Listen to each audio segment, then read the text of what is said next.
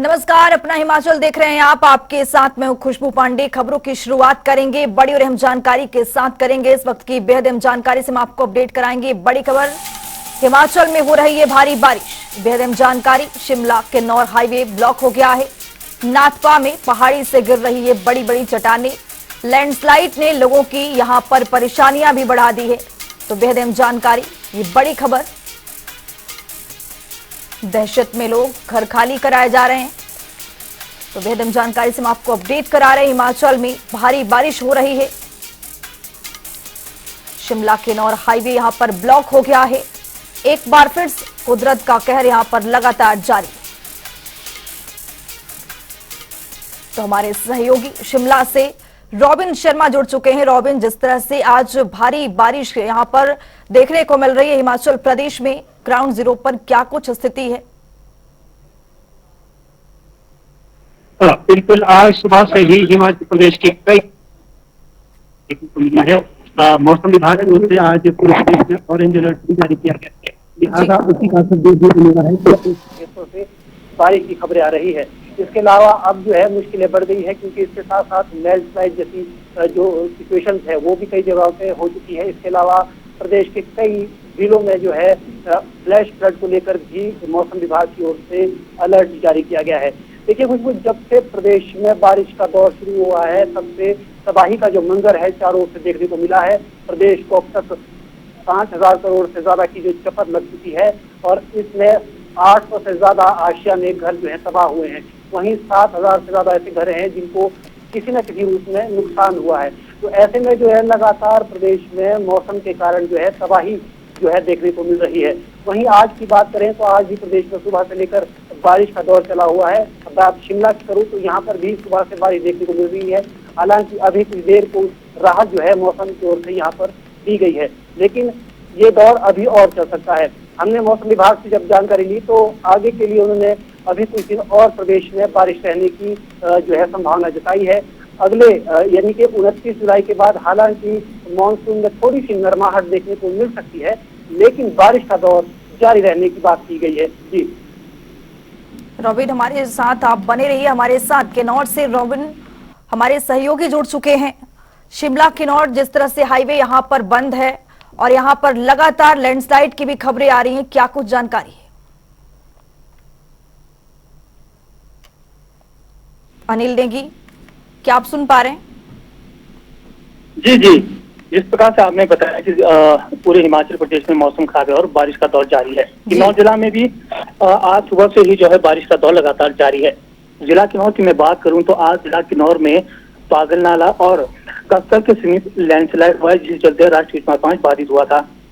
प्रशासन ने कड़ी मशक्कत के बाद इस राष्ट्रीय उच्च मार्ग 5 से मलबे को हटाकर बहाल तो कर दिया है, लेकिन कहीं ना कहीं जिला किन्नौर के जितने भी ब्लैक स्पॉट है, खासकर मैं आपको बता दूं निगुलसारी, चौरा, और उड़नी ढांग, ऐसे ब्लैक स्पॉट है जहां पर हल्की बारिश के दौरान भूस्खलन होता है, जिसके चलते लोगों के जानमाल का नुकसान हो सकता है।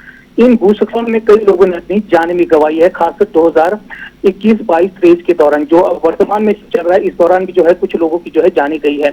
ऐसे में प्रशासन ने जो है एडवाइजरी जारी कर जिला किन्नौर के लोगों समेत पर्यटकों को तब तक सफर करने से परहेज करने का आग्रह किया है जब तक जिला किन्नौर में मौसम अनुकूल नहीं हो जाता। जी, रॉबिन शर्मा के पास चलते हैं। रॉबिन शर्मा से जानते हैं कि पर्यटन कारोबार में किस तरह से यहाँ पर प्रभाव पड़ रहा है। रॉबिन, देखिए बारिश का असर जो है हर क्षेत्र से देखने को मिला है। इससे न केवल प्रदेश के तंत्र को जो है एक बड़ा झटका दिया है, साथ ही इससे इकोनॉमिक यानी कि अर्थव्यवस्था को भी बड़ा झटका लगा है। चाहे फिर बात प्रदेश की फल व्यवस्था की हो या फिर पर्यटन क्षेत्र की। पर्यटन एक देखिए बहुत बड़ा हिस्सा है प्रदेश की अर्थव्यवस्था में, उससे एक बड़ी चपत भी मौसम के जरिए लगी है। पिछले दिनों में जो है पर्यटन कारोबार में जो है भारी गिरावट देखने को मिल रही है और इसका असर इस बात से भी जताया जा सकता है कि HPTDC यानी टूरिज्म जो डेवलपमेंट कॉर्पोरेशन की ओर से उसके होटलों में 50% की भी जो है छूट दी जा रही है, ताकि ज्यादा से ज्यादा मात्रा में लोगों को जो है हिमाचल लाया जा सके, क्योंकि रोडें बहुत खराब है। सड़क एक शिमला हिमाचल पहाड़ी क्षेत्र है, ऐसे में सड़कें यहाँ की लाइफ लाइन कही जाती है और ये जो सड़क तंत्र है ये बारिशों में पूरी तरह से प्रभावित हुआ है।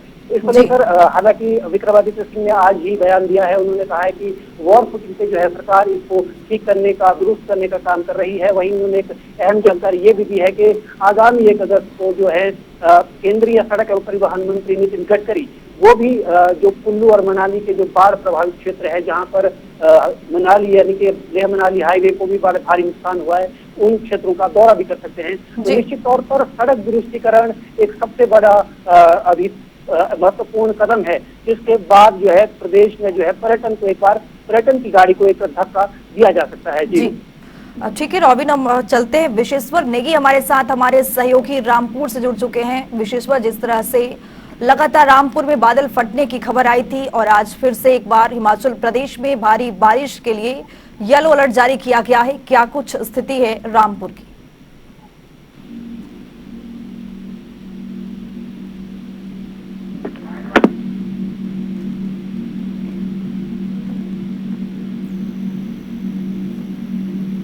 विशेश्वर नेगी के पास चलते हैं और एक बार फिर से उनसे संपर्क करने के लिए कोशिश करते हैं। विशेश्वर नेगी, जिस तरह से रामपुर में बादल फटने की खबर आई थी, क्या स्थिति वहां पर फिर से बनी हुई है? किस तरह से वहां पर लोगों की जिंदगी, जनजीवन एक बार फिर से वापस पटरी पर लौट रही है?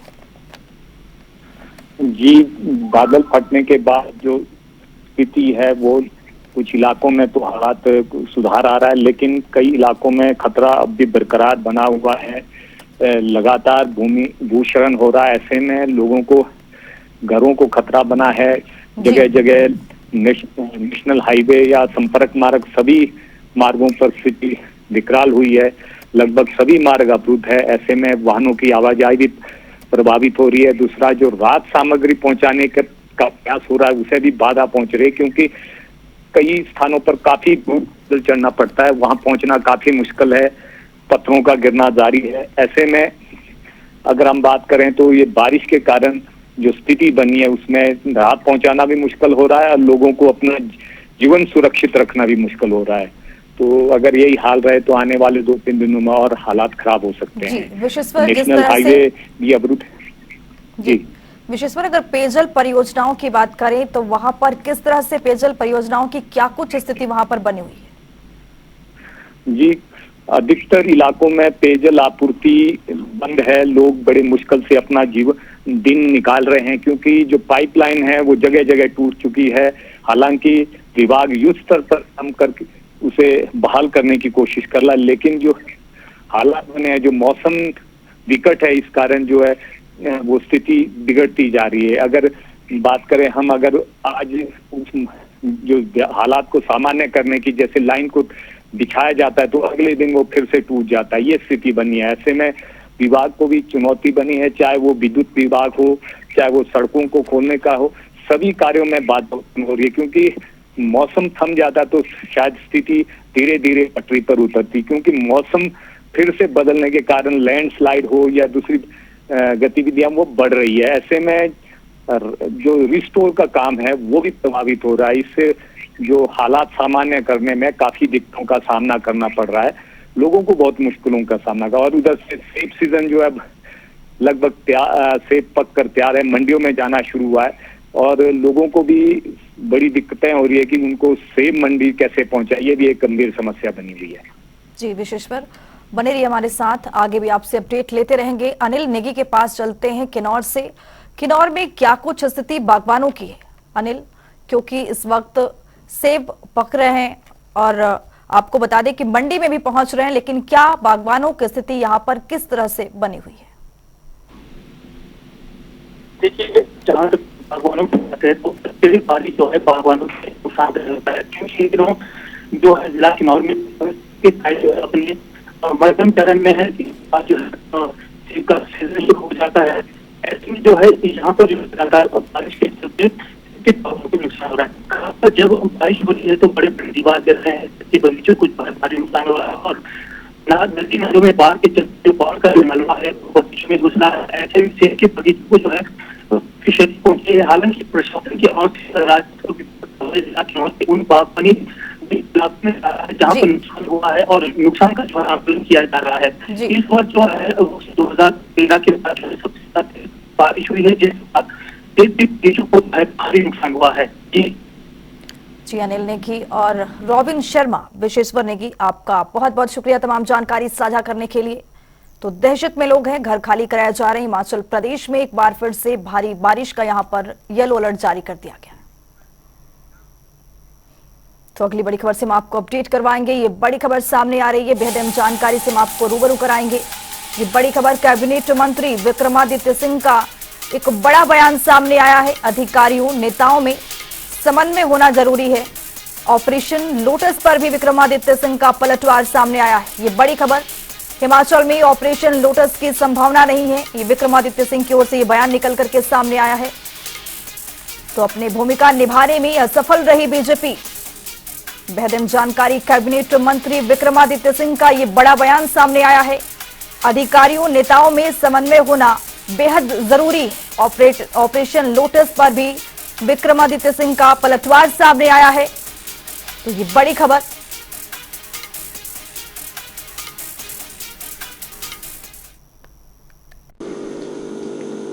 जयराम जी से निवेदन करूंगा, इस समय लोटस की बातें ना करें। इस समय हिमाचल की परिस्थिति ठीक नहीं है।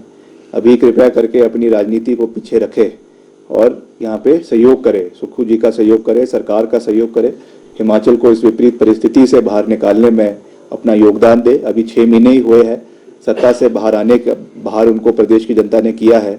इतना लोभ लालच अच्छा नहीं है और इतनी हवस जो है वो राजनीतिक हवस जो है वो नहीं होनी चाहिए। ठीक है, आपको मैंडेट दिया है to sit out in the opposition, so be in the opposition and play a credible role in the opposition. Don't try to undermine political institutions by the might of the central government. ये सही चीज नहीं है, हिमाचल की हक में नहीं है। और ये चीज मैं पूरी दावे के साथ कह सकता हूं कि हिमाचल प्रदेश में ऑपरेशन लोटस कभी भी सक्सेसफुल नहीं होगा। हिमाचल में एक मजबूत सरकार कांग्रेस पार्टी की है, 40 विधायक है और पूरा 5 साल कांग्रेस पार्टी मुख्यमंत्री जी के नेतृत्व में हिमाचल प्रदेश के अंदर कार्य करेगी। और जो हमने बातें कही हैं उनको हम पूरा कर रहे हैं और हिमाचल प्रदेश की जनता पूरी मजबूती के साथ कांग्रेस पार्टी के साथ खड़ी है और मुख्यमंत्री जी के साथ खड़ी है। तो चलिए अब खबरों में आगे बढ़ते हैं। हिमाचल प्रदेश में आई प्राकृतिक आपदा ने पर्यटन इंडस्ट्री की कमर तोड़ दी है। कुल्लू मनाली मंडी और किन्नौर में हुई भारी तबाही की वजह से शिमला का पर्यटन कारोबार भी बुरी तरह से प्रभावित हो चुका है। शिमला का मौसम भी काफी हद तक साफ है, इसके बावजूद भी शिमला का रुख करने से भी पर्यटक डर रहे हैं। इन दिनों शिमला के होटल में भी केवल 1% से 2% ऑक्यूपेंसी है। इससे पहले जिन पर्यटकों ने एडवांस बुकिंग कराई थी वो भी अपनी बुकिंग कैंसिल करवा चुके। बता दें कि हिमाचल प्रदेश में पर्यटकों को आकर्षित करने के लिए पर्यटन निगम अपने सभी होटलों पर 50% तक का डिस्काउंट भी दे रहा है। ये डिस्काउंट आगामी 15 सितंबर तक लागू रहेंगे।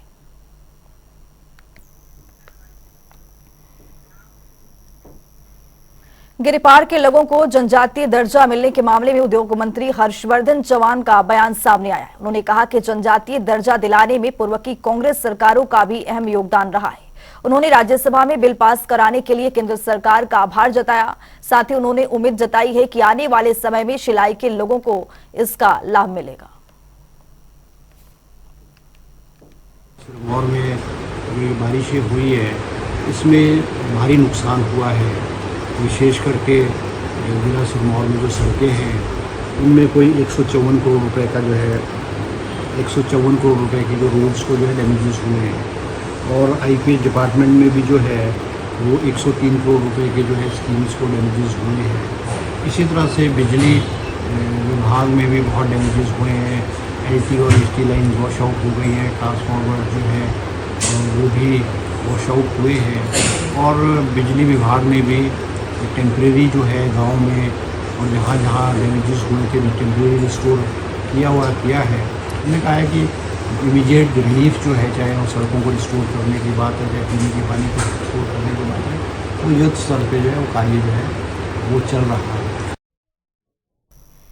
हमीरपुर के पीजीटी शिक्षक रमेश चंद्र ठाकुर का रूस में स्थित केंद्रीय विद्यालय के लिए चयन हुआ है। मौजूदा वक्त में रमेश चंद्र हमीरपुर के केंद्रीय विद्यालय में कंप्यूटर साइंस के शिक्षक के तौर पर कार्यरत हैं। बता दें कि केंद्रीय विद्यालय संगठन अपने शिक्षकों में से 13 चयनित शिक्षकों को हर साल विदेशों में स्थित केंद्रीय विद्यालय में नियुक्त करता है। ये केंद्र काठमांडू, मास्को और तेहरान में स्थित है।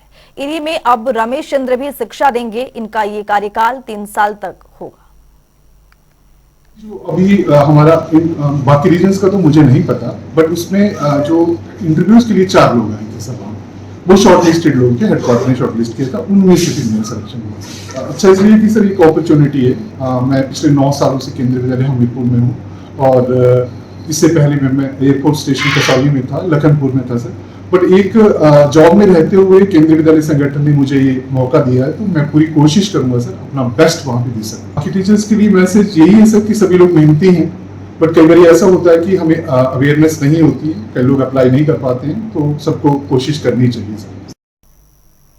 जरूरतमंदों की मदद और शहर को स्वच्छ रखने के लिए शिमला नगर निगम ने अनोखी पहल की शुरुआत की है। छोटा शिमला में रिड्यूस, रीयूज, रिसाइकल सेंटर खोला गया है, जहां लोग जरूरतमंदों को अपना पुराना सामान मुहैया करवाकर मदद कर सकते हैं। निगम के महापौर सुरेंद्र चौहान ने सेंटर का उद्घाटन करते हुए शहरवासियों से आरआर सेंटर में पुरानी चीजें दान करने की अपील की है। जल्दी शहर के बाकी हिस्सों में भी इस तरह के सेंटर खोले जाएंगे।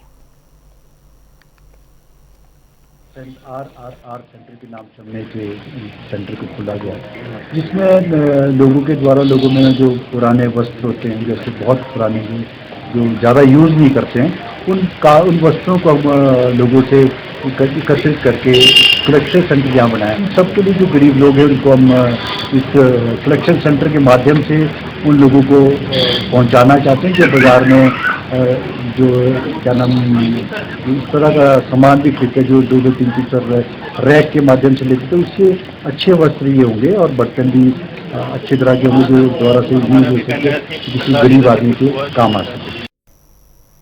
अंतर्राष्ट्रीय मिंजर मेले के 5वें दिन हिमाचल के स्वास्थ्य मंत्री धनीराम शांडिल ने शिरकत की, जहां उनका स्वागत शॉल, टोपी, चंबा थाल और स्मृति चिन्ह देकर सम्मानित किया गया। इस दौरान स्वास्थ्य मंत्री ने कहा कि जिला चंबा अपने नैसर्गिक सौंदर्य के साथ समृद्ध लोक कला और संस्कृति के लिए भी जाना जाता है। साथ में उन्होंने ये भी कहा कि चंबा के उत्कृष्ट धातु शिल्प कलाकृति चंबा थाल और बेजोड़ हस्तकला कृति चंबा रुमाल आज जिला के साथ साथ प्रदेश का नाम भी ऊंचा कर रहा है।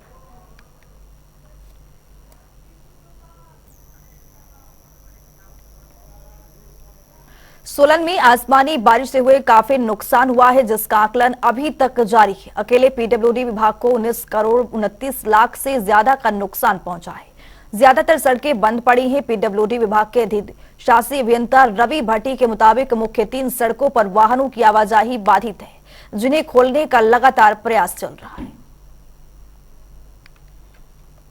अभी तक परसों तक का हमारा 19.29 करोड़ का डैमेज हमने रिपोर्ट किया हुआ है। और जहाँ तक शांति बाईपास की बात है, उसमें काफ़ी स्लिप्स आए थे, जिसको हम रिमूव कर रहे हैं और नालियों की सफाई का कार्य प्रगति पर है। कुछ 2 बड़े स्लिप बचे हैं अभी जो मेन है, उनको हम इस 4-5 दिन में उनको भी क्लियर कर देंगे।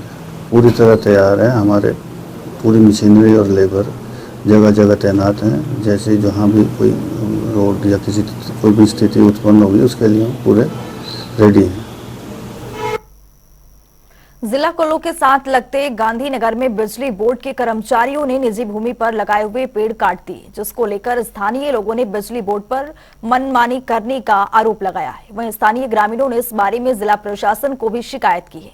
वहीं कुछ जगह पर लोगों की सुरक्षा दीवार में लगाए गए पत्थरों को भी उखाड़ दिया गया।